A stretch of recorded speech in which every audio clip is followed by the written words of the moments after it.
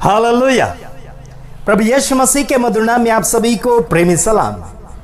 आप सभी का धन्यवाद करते हैं कि आज हमारे वीडियो को आप देखते हैं, लाइक करते हैं, शेयर करते हैं, लगातार हमारा सपोर्ट करते चले जा रहे हैं। जगह जगह से आप हमें उत्साहित करते चले जा रहे हैं। और आपको हम कहना चाहते हैं, जो परमेश्वर की सेवा नहीं करते हैं उनको मेवा भी नहीं मिलती है, और मेवा मिलते मिलते रुक भी जाती है। हालांकि ये भी कहना चाहता हूं, हमें झूठ बोलने में बहुत डर भी लगता है। हालांकि झूठे लोगों के सामने सारी बातें ओपनिंग करने में भी तकलीफ होती है, बल्कि बोलना ही पड़ता है सच। आपको ये कहना चाहता हूं, प्रभु यीशु मसीह जब संसार में आएंगे तो कैसे आएंगे। बहुत सारे लोग सवाल जवाब के ऊपर सवाल जवाब करते चले जाते हैं, और मुझसे काफी लोगों ने सवाल किया और कुछ लोग डर भी गए। मैंने कहा कि यीशु मसीह तो चोर के समान आएगा। कुछ लोगों ने कहा कि क्या हमारा यीशु चोर है? मेरे भाइयों बहनों, हमारा यीशु चोर नहीं है, बल्कि उसके समान आएगा। जैसे कि चोर बोलकर नहीं आता और कहकर नहीं आता, सुनने आ रहा है, और दिखते हुए भी क्या बोलना चाहिए नहीं आता। तो आपको यह बताना चाहता हूं, कुछ वचन आपके सामने रखना चाहता हूं जो आपके जीवन में परिवर्तन होना चाहिए, आपके जीवन में खुलासा होना चाहिए। आइए देखते हैं, हम दूसरा पत्रस का 3:10 वचन हम देखना चाहेंगे। परंतु प्रभु का दिन चोर की नाई आ जाएगा। उस दिन आकाश बड़ी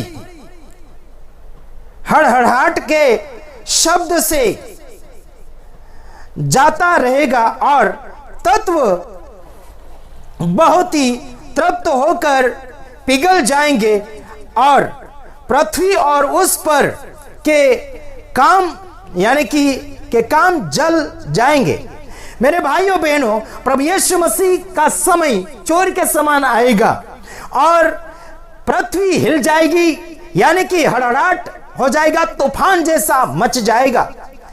समझ में आ रहा कि नहीं आ रहा? जब प्रभु यीशु मसीह आएगा, अचानक आएगा, लेकिन हुल्लड़ मच जाएगी। मेरे भाइयों बहनों, लोगों की आंखें खुल जाएगी, हर एक आंख उसे देखने के लिए आ जाएगी। प्रभु यीशु मसीह का आने का समय अचानक होगा। वो कहकर नहीं होगा, वो बोलकर नहीं होगा, कौन से टाइम, कौन से घड़ी, कौन से साल आ जाएगा, बल्कि निश्चित आपको नहीं बताया गया कि इसी दिन वो आएगा, ऐसा बिल्कुल नहीं है। आइए देखते हैं, पृथ्वी के ऊपर जो कामें हैं वो भी एक समय क्या हो जाएगा, जल जाएगा, भस्म हो जाएगा।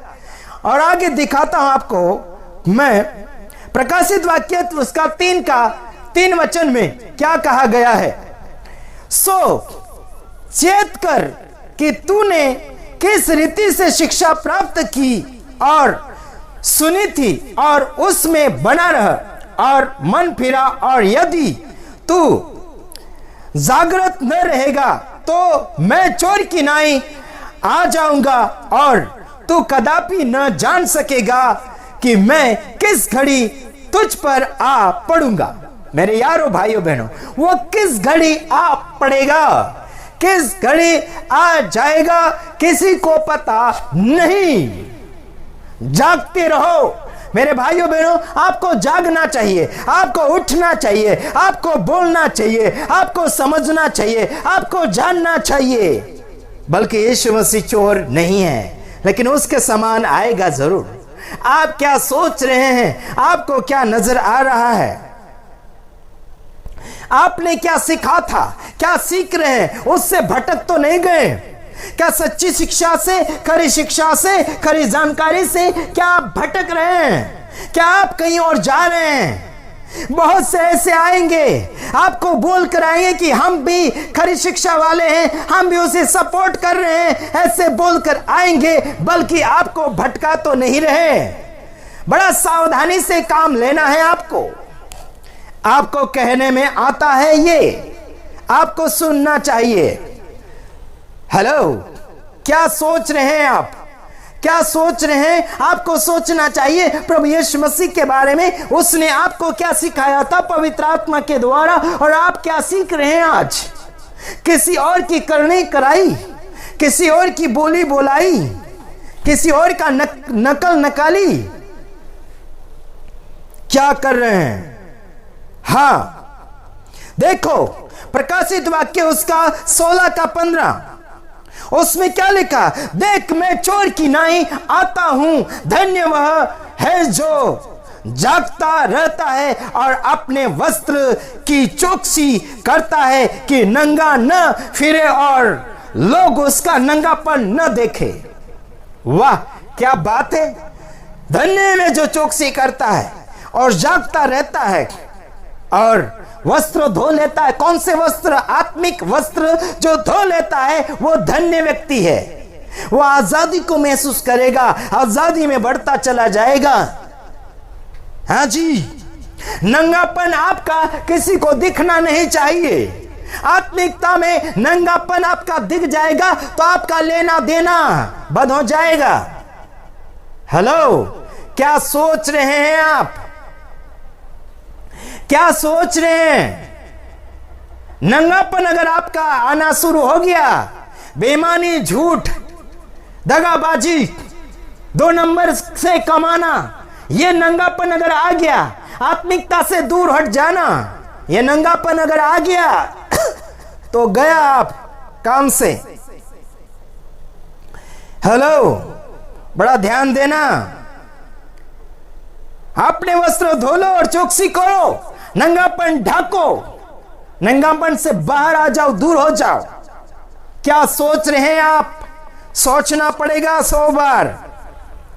ज्यादा बड़बड़ मत करना वरना तुम्हारी खैर नहीं। क्या सोच रहे हैं? आप ही सोचो। हेलो, प्रभु यीशु मसीह आपको आजाद करना चाहता, आपको आजाद करके आगे की ओर ले जाना चाहता है। आपके जाने की इच्छा होना चाहिए, आपकी मर्जी होना चाहिए। क्या लग रहा है? बीते हुए दिनों में मैंने डांटा था कुछ डिग्री वालों को, कुछ पढ़ाई वालों को और कुछ ज्ञान के घमंडी लोगों को डांटा था। उसका जवाब अभी तक मेरे पास नहीं पहुंचा और उनकी हिम्मत भी नहीं कि मुझे वो कॉल कर सकें। कॉल करने में आपकी ताकतें नहीं बची, क्योंकि आपके करने के अनुसार, आपकी बोलने के अनुसार, आपके स्वाभाविक यानी कि बॉडी लैंग्वेज के अनुसार आप पहचान में आ जाते हैं कि आपने जो ज्ञान पाया है उसके साथ साथ घमंड भी पा लिया है।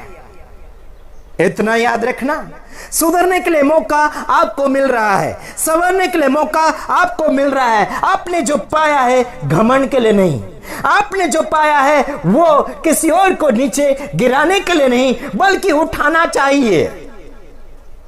क्या सोच रहे हैं आप? हेलो, चलो अगला वचन बोल के हम समाप्ति की ओर जा रहे हैं। यीशु मसीह चोर के समान आएगा, इस विषय पर हमारी बातचीत हो रही है। कुछ लोगों ने कहा यीशु मसीह को चोर कैसे बोल दिया? क्या यीशु मसीह चोर है? यीशु मसीह चोर है? बिल्कुल नहीं है। लेकिन आपको वही ऐसा समय देखने मिल जाएगा कि यीशु उसके समान आएगा, अगर आप जिंदे रहे तो।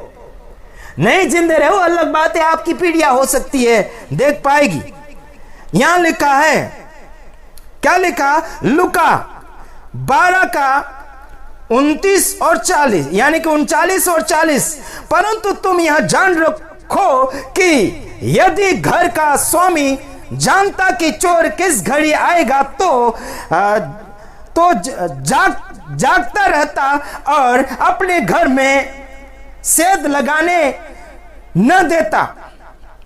घर का मालिक अगर जानता कि चोर कौन से समय आएगा तो यानी कि चोरी के लिए कोई भी निशाना ध्यान नहीं लगाने देता चोर को। हाँ जी, समझ में आ रहा है कि नहीं आ रहा? 40 वचन, तुम भी तैयार रहो क्योंकि जिस घड़ी तुम सोचते भी नहीं उस घड़ी मनुष्य का पुत्र आ जाएगा, यानी कि यीशु मसीह आ जाएगा। जो आप जानते भी नहीं उसी घड़ी प्रभु यीशु मसीह आ जाएगा।